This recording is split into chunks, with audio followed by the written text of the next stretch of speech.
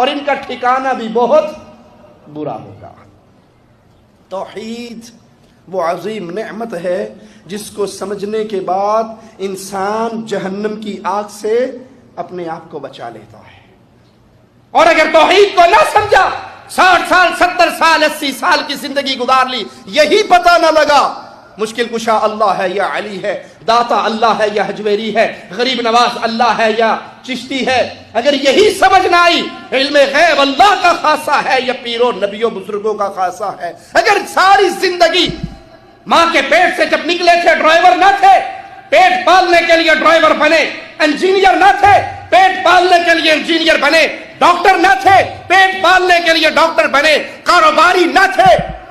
60 سالہ زندگی کو آرام سے گزارنے کے لیے کاروبار کے ڈھنگ سیکھے،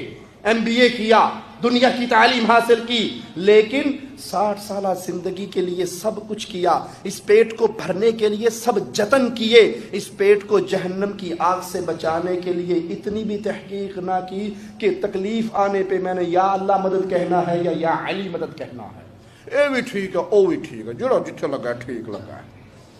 کسی کے مذہب کو نہ چھیڑو، کسی کے مذہب کو بولو نہ چھیڑو، اپنے مذہب کو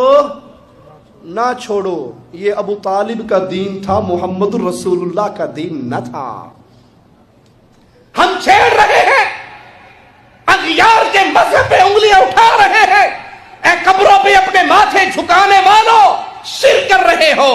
یا علی مدد کی صدائیں لگانے والوں اللہ کی عبادت میں غیروں کو شریک بنا رہے ہو، اللہ کے علاوہ کسی اور کو نور من نور اللہ کا، اللہ کی مخلوق میں سے کسی اور کو اللہ کے نور کا ٹکڑا سمجھنے کا عقیدہ رکھنے والوں اللہ کی ذات کا شریک بنا رہے ہو۔ قل هو اللہ احد، وہ اپنی ذات میں اکیلا ہے، اس کا کوئی نور کا ٹکڑا جدا نہیں ہوا، کوئی اس کے گھر کا لڑکا نہیں، کوئی وہ کسی کی صورت میں یا کوئی اس کی صورت میں دھرتی پہ نہیں آیا۔ اگر کسی کے مذہب کو چھیڑنا جرم ہے، ہم رب کے گھر میں کھڑے ہو کے اعلان کر رہے ہیں، رب محمد کی قسم یہ جرم کر رہے ہیں، اور جب تک زندہ رہیں گے یہ جرم کرتے رہیں گے۔ جانتے ہو کیوں؟ اگر یہ تم اس کو جرم کہتے ہو تو مجھے بتاؤ، یہ کام تو محمد کریم نے پہاڑوں پہ چڑھ کے مکے والوں کے سامنے کیا تھا۔ قولوا لا الہ الا اللہ، اے صنم پرستو کہہ دو لا الہ الا اللہ، اللہ کے علاوہ کوئی معبود برحق، نہ تمہارے سجدوں کا حقدار،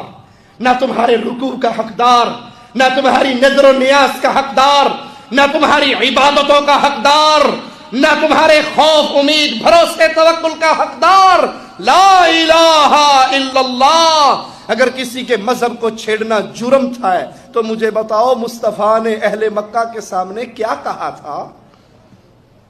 جب کفار مکہ نے آ کر جماعت بنا کر ابو طالب سے یہ مطالبہ کیا تھا اپنے بھتیجے کو روک لے یا درمیان میں سے ہٹ جا، ابو طالب کی آنکھوں میں آنسو آئے تھے، کہا تھا بھتیجے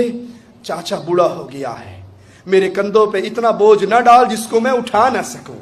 تیری قوم کہتی ہے یا تو ہمارے خداؤں کو برا کہنا چھوڑ دے یا پھر میں بیچ میں سے نکل جاؤں۔ پیارے حبیب آنکھوں سے موتیوں کی طرح آنسو گرنے لگے اور کہا چچا اہل مکہ آسمان کے سورج کو لا کے محمد کے پیارے ہاتھ پہ رکھ دے، آسمان کے رات کو چمکتے ہوئے چاند کو لا کے مصطفیٰ کے ہاتھ پہ رکھ دے، یہ انہونا کام کر بھی گزرے میں رب کی توحید کی دعوت سے باز نہیں آ سکتا۔ ارے جس دعوت کی بنیاد کے اندر محمد کا پیارا پسینہ گرا صلی اللہ علیہ وسلم،